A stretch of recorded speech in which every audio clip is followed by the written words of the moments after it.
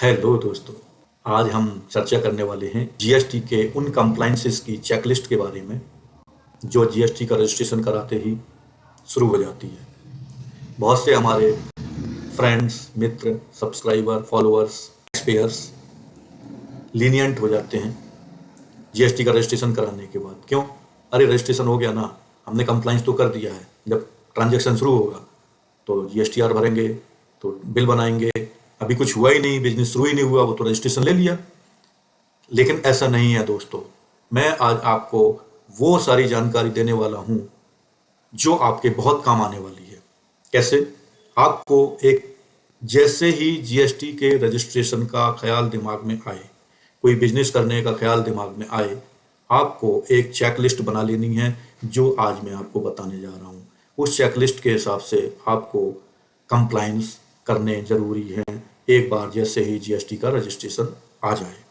GST का registration के लिए हमने कई वीडियो बनाए हैं। आप हमारे राज डिजिटल पार्क जीएसटी सुविधा केंद्र के चैनल पर, जिसका नाम है learn with RDP tax updates, इस पर जाकर के आप हमारे जीएसटी में रजिस्ट्रेशन कैसे करें या जीएसटी से रिलेटेड बहुत सारे वीडियोज हमने बनाए हैं। लिंक्स दिए रहते हैं डिस्क्रिप्शन में, आप उनको जाकर के 1 बाय 1 देख सकते हैं। आज हम बात कर रहे हैं जीएसटी की कंप्लायंसेस की चेकलिस्ट की, जो जीएसटी के रजिस्ट्रेशन के बाद जरूरी हो जाती है, मैंडेटरी हो जाती है। इसको दोस्तों नोट डाउन कर लीजिए। और हाँ, हम शुरू करने से पहले आपसे एक बात जरूर बोलेंगे कि इतने इंपॉर्टेंट वीडियो हम आपके लिए बना रहे हैं, ये चेकलिस्ट आपको आज हम समर्पित करने जा रहे हैं। अगर आप हमारे चैनल पर, राज डिजिटल पार्क जीएसटी सुविधा केंद्र के चैनल पर आप नए हैं तो इसे सब्सक्राइब कर लीजिए, बेल आइकॉन पर क्लिक कर लीजिए, ताकि आपको इतने इंपॉर्टेंट जीएसटी से संबंधित, इनकम टैक्स से संबंधित, एमएसएमई से संबंधित कोई भी जीएसटी सुविधा केंद्र के अंतर्गत हम 300 सर्विसेज प्रोवाइड करते हैं, उन सर्विसेज से रिलेटेड कोई भी वीडियो आपको देखना है,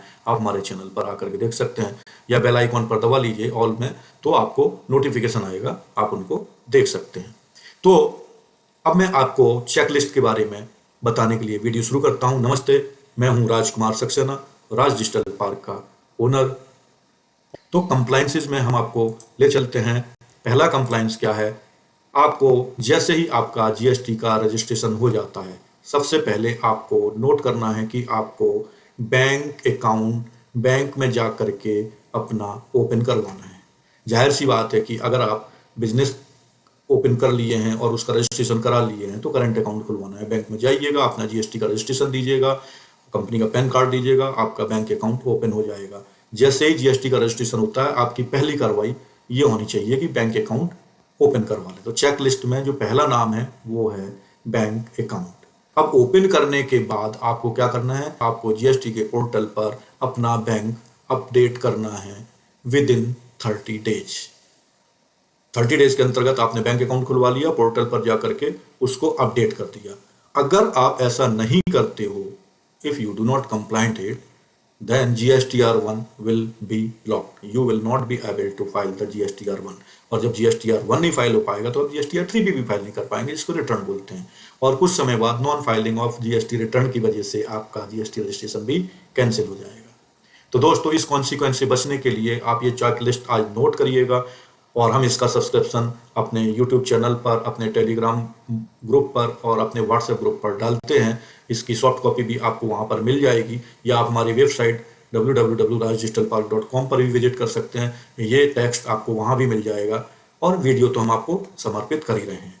अब बात करते हैं दूसरा नंबर जो चेकलिस्ट में आता है, वो है जीएसटी रजिस्ट्रेशन सर्टिफिकेट को आपको सजा करके फाइल में नहीं रखना है। जैसे ही जीएसटी रजिस्ट्रेशन सर्टिफिकेट आपको मिलता है, आपका रजिस्ट्रेशन कंप्लीट होता है, पोर्टल पर जा करके इसे डाउनलोड करिएगा। डाउनलोड करने के बाद जो आपके ऑफिस के आगे आपका साइन बोर्ड लगा हुआ है, उसमें इसको लिखवा दीजिए, और इस सर्टिफिकेट को भी ऑफिस के बाहर चस्पा कर दीजिए, चिपका दीजिए। और इसको विजिबल होना चाहिए। विजिबल मतलब कोई भी आदमी आए तो आपका जीएसटी नंबर देख सके। छुपा करके नहीं रखना है, फाइल में बंद करके नहीं रखना है। तो दूसरी जो कंप्लायंस है आपकी जीएसटी रजिस्ट्रेशन सर्टिफिकेट का या जीएसटी नंबर का, आपको शो ऑफ करना है ऑफिस के बाहर भी, अपने साइन बोर्ड पर भी, और हर जगह। अगर आप इसको कंप्लाइंट करने के लिए चूक गए जीएसटी का रजिस्ट्रेशन होने के बाद, तो आपको 25,000 की पेनल्टी आपके ऊपर इम्पोज हो सकती है। Please note down. चेकलिस्ट में ये दूसरी चेकलिस्ट है जो आपको नोट करनी है, नहीं तो 25,000 की पेनल्टी के लिए तैयार रहिएगा। मेरा काम आपको बताना है। अब हम चलते हैं जीएसटी के तीसरे चेकलिस्ट पर। रजिस्ट्रेशन होने के बाद जब आपका बिजनेस शुरू हो गया, तो जिस डेट से आपने अपनी लायबिलिटी डिक्लेयर करी थी बिजनेस शुरू होने की, उस डेट से आपके जो भी इनवाइसेस कटे हैं सब आपके जीएसटी इनवाइस, सेल्स इनवाइस नहीं, जीएसटी इनवाइस में कन्वर्ट हो जाएंगे। जीएसटी इनवाइस में क्या चीज होती है मैंडेटरी? जीएसटी इनवाइस में आपका जीएसटी रहेगा, जिसका पार्टी सप्लायर कर रहे हो उसका जीएसटी रहेगा, इसको कहते हैं जीएसटी इनवाइस या टैक्स इनवाइस बोलते हैं। इसमें क्या चीज जरूरी है? HSN कोड या SAC कोड, अगर आप सर्विस प्रोवाइडर हैं तो ऐसे, या अगर आप प्रोडक्ट सेलर हैं तो आपको HSN कोड। और जीएसटी का रेट एकदम एक्यूरेट होना चाहिए।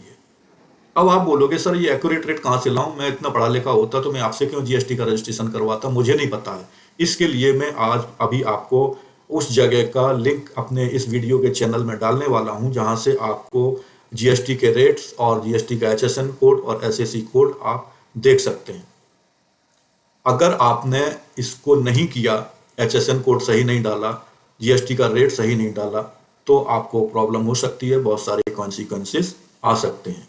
अब मैं आपको बताने वाला हूं कि HSN कोड और जीएसटी का रेट कहां से आप देख सकते हो। मैं वेबसाइट आपको बताता हूं, आपको उस वेबसाइट पर जाना है। वो वेबसाइट है https://gstcouncil.gov.in।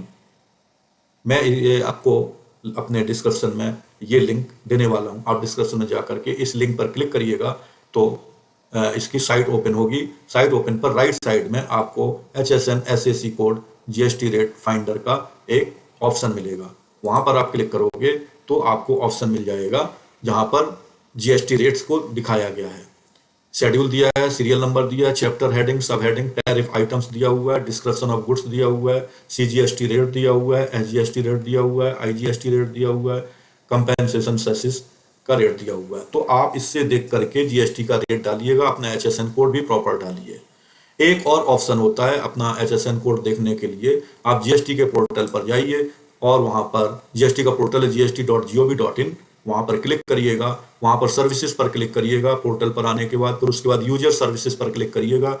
यूजर सर्विसेज पर आने के बाद आपको पहला ऑप्शन दिखेगा सर्च HSN कोड, वहां पर आप क्लिक कर सकते हैं तो आपको HSN कोड मिल जाएगा। तो दोस्तों ये हमने आपको इतने ज्ञान की बात बताई कि आप HSN कोड कैसे सर्च कर सकते हैं, SAC कोड कैसे सर्च कर सकते हैं और जीएसटी के रेट कैसे सर्च कर सकते हैं। इन तीनों चीजों को एक्यूरेटली आप अपने जीएसटी इनवॉइस में लिखेंगे। This was the third point of checklist, so note down it. अब हम चलते हैं अगले पॉइंट पर। अगला पॉइंट हमारा है ई-वे बिल। दोस्तों नोट करते जाइएगा, मैं आपसे फिर बोल रहा हूं, ई-वे बिल बताने से पहले एक बार फिर बोलूंगा कि अगर आप सब्सक्राइब करना भूल गए हो तो हमारे चैनल को learn with RDP tax update, हमारे यूट्यूब चैनल का हैंडल है @rajdigitalpark.com। हमारी वेबसाइट का नाम भी rajdigitalpark.com है, वहाँ पर जा करके ये टेक्स्ट भी आप ले सकते हो। हमारा राज डिजिटल पार्क के नाम से टेलीग्राम पर भी एक चैनल है, उसको भी आप ये चीज़ पा सकते हैं। वहाँ पर भी व्हाट्सएप ग्रुप भी हम रखते हैं, वहाँ पर भी आप हमें पा सकते हैं। Let's go for fourth number of checklist, e way bill to be issued. जैसे ही आपका रजिस्ट्रेशन हो जाता है, आप सेल करने जा रहे हो, तो अगर आपकी सेल्स अमाउंट 50,000 से ज़्यादा है तो आपको ई-वे बिल इशू करना होगा। ई-वे बिल इशू करने के लिए आपको ई-वे बिल के पोर्टल पर जाकर के वहाँ पर अपना login credential, I mean to say ID और पासवर्ड डालनी होगी।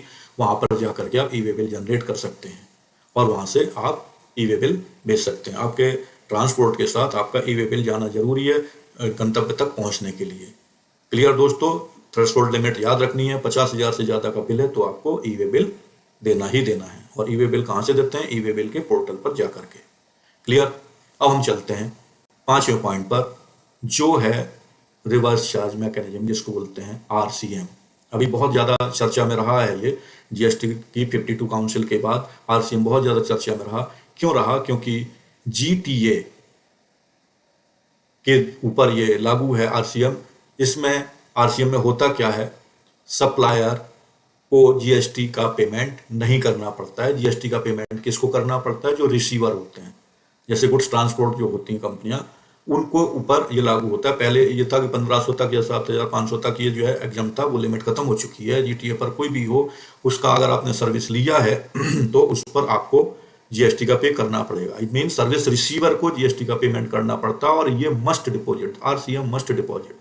ये चेकलिस्ट का 5वां पॉइंट है। इसमें एक ही पॉइंट आपको याद रखना, RCM must deposit in time, नहीं तो आपको परेशानी हो जाएगी, इसके कॉन्सिक्वेंसेस भुगतने पड़ेंगे, पेनल्टी भुगतनी पड़ेगी। अब हम चलते हैं अपने 6वें पॉइंट पर। इस लिस्ट के 6वां पॉइंट है जीएसटी रिटर्न आपको दाखिल करना है। जीएसटी रिटर्न 2 तरीके से भरा जाता है। पहला 11th तक आपको GSTR1 भरना होता है, जिसमें आप अपनी सेल्स डिक्लेयर करते हैं। जो भी सेल्स इनवाइसेस हैं वो आप GSTR1 में डिक्लेयर कर देते हैं और उसको फाइल कर देते हैं। ये अप टू 11th तक आपको करना है। फिर अगले महीने की 20 तारीख तक आपको 3B भरना होता है, GSTR 3B। उस 3B में आपको आपके जो GSTR 2A 2B 2C जो हैं, उनमें आपने जिनसे परचेज की थी उसका आपको ITC शो होगा, और आपने जो GSTR1 में उसमें आपने अपनी सेल्स डिक्लेयर कर दी, जिसमें आपका टैक्स पेबल शो होगा।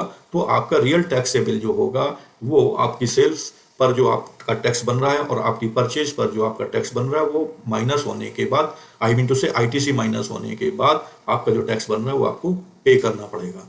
तो ये होता है जीएसटी रिटर्न मंथली। अब आप मंथली चूज करते हैं या क्वार्टरली चूज करते हैं, इट्स डिपेंड अपॉन यू।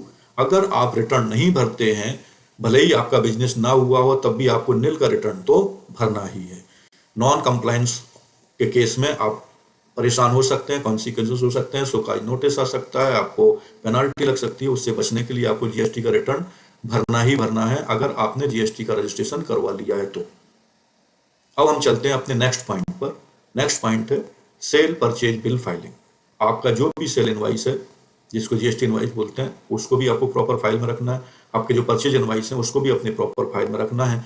आपको आईटीसी जो सेक्शन 17(5) के अंतर्गत ब्लॉक कर दी गई है, वो आपको सेक्शन 17(5) का स्टडी करना पड़ेगा। कौन कौन से आइटम्स की आईटीसी ब्लॉक है, उस आइटम की आईटीसी भी आपको नहीं लेनी है, भले ही आपने वो आइटम परचेज किया हो। ठीक है ना। अगर आप आईटीसी फिक्स्ड एसेट्स पर भी लेते हैं, फिर से बोल रहा हूँ, एक तो आपका गुड्स हो गया जिस पर आपने आईटीसी क्लेम किया, दूसरा फिक्स्ड एसेट्स पर भी आपने अगर आईटीसी लिया, और वो आईटीसी अगर आप वो फिक्स्ड एसेट्स आप कुछ समय बाद बेचना चाहते हैं, तो बेचने से पहले 10 बार सोचिएगा। ये बात क्यों बोल रहा हूँ, आईटीसी को आपको रिवर्स करना पड़ेगा जैसे ही आप वो फिक्स्ड एसेट्स बेच देते हैं। इसका टाइम पीरियड है, अगर खरीदने की 5 साल के अंदर आप ऐसा करते हैं तो आपको आईटीसी का रिवर्स करना पड़ेगा। क्लियर दोस्तों। तो ये हो गया सेल परचेज का लिस्ट जो 7वां था। अब हम 8वें नंबर की तरफ चलते हैं। ये भी बहुत इंपॉर्टेंट है, इतना इंपॉर्टेंट है कि अगर आपने इसको भी कंप्लाइंट नहीं किया तो भी आपके ऊपर पेनल्टी लग सकती है। ये क्या है, ये है 180 डेज रूल। ये 180 डेज का रूल क्या है, ये रूल है कि अगर आपने किसी सप्लायर से परचेज किया कोई मटेरियल और उसका आईटीसी आपने क्लेम कर लिया, लेकिन पेमेंट नहीं दिया अप टू 180 डेज मतलब 6 मंथ, तो आप पर बहुत सारी प्रॉब्लम्स आ सकती हैं, ध्यान रखिएगा। तो आपको 180 डेज के अंतर्गत उस सप्लायर का पेमेंट करना मैंडेटरी है जिससे आपने आईटीसी का क्लेम किया है। अगर आप 180 डेज नहीं पेमेंट कर पाते हैं तो जो आईटीसी आपने क्लेम की थी उसे आपको रिवर्स करना होगा। इवन दो पेमेंट करने के बाद आप आईटीसी फिर से क्लेम कर सकते हैं। इस चीज को ध्यान रखना होगा। ऐसा ना हो कि आपने आईटीसी क्लेम कर ली और 180 डेज बीत गए, आपने पेमेंट नहीं किया, तो आपके पास शोकाज नोटिस आना है, पेनल्टी लग जाएगी। आपको उसी समय 180 डेज जैसे ही निकलते हैं रात के 12 बजे के बाद आपको आईटीसी रिवर्स करना ही करना है। नहीं किया तो आपको पेनल्टी लग जाएगी। ये हो गया 8वां पॉइंट चेकलिस्ट का। 2 पॉइंट और बचे हैं, बहुत ध्यान से सुनिएगा, एंड तक ये वीडियो देखेगा। एक एक पॉइंट, एक एक चेकलिस्ट का आइटम बहुत इंपॉर्टेंट है। कहीं भी आपने मिस्टेक कर दी तो आप परेशानी में आ जाएंगे। क्या है नवा आइटम, तो make the GST invoice with in the prescribe time. This is the 9th point. GST invoice को आपको एक निश्चित टाइम पर बनाना पड़ेगा। निश्चित टाइम क्या है, वो समय पर जो आप वो जैसे ही आपने सेल्स करी आपको जीएसटी इनवॉइस बताना ही बताना है। समय समय पर प्रिस्क्राइब टाइम चेंज होता रहता है, तो आपने जैसी सेल की आपको जीएसटी इनवॉइस बना देना है। अगर आप जीएसटी इनवॉइस नहीं बनाते हैं तो आप नॉन कंप्लाइंट की पोजीशन पे आ जाएंगे, जो कि पेनल्टी को अट्रैक्ट करता है। एक सिंपल सा पॉइंट और बचा है, वो और मैं क्लियर कर रहा हूं, वो है 10th नंबर। उसमें क्या है, उसमें है अगर आप एक्सपोर्ट करते हो अपने गुड्स को तो आपको LUT फाइल करनी होती है, लेटर ऑफ अंडरटेकिंग फाइल करनी होती है। अगर आप ऐसा नहीं, और वो कहाँ फाइल होती है, जीएसटी पोर्टल में होती है। अगर आप ऐसा नहीं करते हैं तो भी आपको प्रॉब्लम हो सकती है। तो दोस्तों ये थे जीएसटी के चेक लिस्ट आफ्टर रजिस्ट्रेशन जो 2024 से इफेक्टिव हैं, और उसके पहले भी थे लेकिन 2024 में कुछ चेंज हुए हैं, उनके साथ ये इफेक्टिव हैं। आपको ये बहुत ध्यान रखना है, जीएसटी के रजिस्ट्रेशन के बाद बिल्कुल भी लीनियंट नहीं होना है, आपको बिल्कुल भी आराम से नहीं सोना है। जीएसटी के बाद बिजनेस पर ध्यान देना है, बिजनेस के साथ साथ जीएसटी के कंप्लाइंस पर ध्यान देना है। तो दोस्तों ये वीडियो अब मैं यहीं पर बाइंड करता हूँ और आपको ऊपर छोड़ देता हूं कि हमने लगभग पूरी चेक लिस्ट को कवर किया इतने बड़े मोटे जीएसटी एक्ट के अंतर्गत, जिसमें सीजीएसटी एक्ट भी है, सीएसटी एक्ट भी, सेंट्रल एक्ट भी है। सबको जिस्ट ला करके यहाँ पर कौन कौन से कंप्लाइंस आपको करने चाहिए, ना करने पर क्या कॉन्सिक्वेंसेज हो सकते हैं, ये हमने आपको बताया। अगर वीडियो अच्छा लगा हो तो आप कमेंट में बहुत अच्छा कमेंट लिखिएगा। अगर आपके मन में डाउट है कि सर ये चीज़ तो आपने बताई ही नहीं है उसमें, तो हमें सजेस्ट करिएगा, हम अगले वीडियो में उसको कवर करते हैं। अपने हिसाब से हमने कवर किया है, 10 चेकलिस्ट हमने आपके सामने रख दी हैं। चेकलिस्ट बनाने के लिए 10 पॉइंट रख दिए हैं। इसके अलावा मैं आपसे चलते चलते एक चीज़ बोलूँगा कि अगर अभी तक आपने हमारे चैनल को सब्सक्राइब नहीं किया है तो चलते चलते सब्सक्राइब तो करके जाइएगा, बेल आइकन पर क्लिक कर दीजिएगा ताकि आपको ये मिले। और अपने दोस्तों को ये चीज़ शेयर करने से मत भूलिएगा। हो सकता है आपके एक शेयर से आपके दोस्त के ऊपर 25,000 की पेनल्टी बच जाए। तो अपने दोस्त के भले के लिए, अपने भाइयों के भले के लिए, अपने रिलेटिव्स के भले के लिए इस वीडियो को जितना अधिक शेयर कर सकते हो उतना अधिक शेयर करो दोस्तों, फैला दो पूरे भारत में ताकि लोगों में अवेयरनेस आए। मैं जीएसटी प्रैक्टिशनर हूँ, इसलिए मैं आपको बता रहा हूँ कि मैं आपको अवेयर कर रहा हूँ। ये चेकलिस्ट अपने पास नोट कर लीजिएगा। जीएसटी का रजिस्ट्रेशन के बाद इसको फॉलो करना शुरू कर दीजिएगा। नॉन फॉलोअर्स में, नॉन कंप्लाइंसेस में आपको प्रॉब्लम हो सकती है। ये मैं लाया हूँ अपने सब्सक्राइबर्स के विशेष रिक्वेस्ट पर। इसको संजो करके रखिएगा और सब जगह फैला दीजिएगा दोस्तों। नमस्ते, जय हिंद। मिलते हैं दूसरे नए वीडियो के साथ।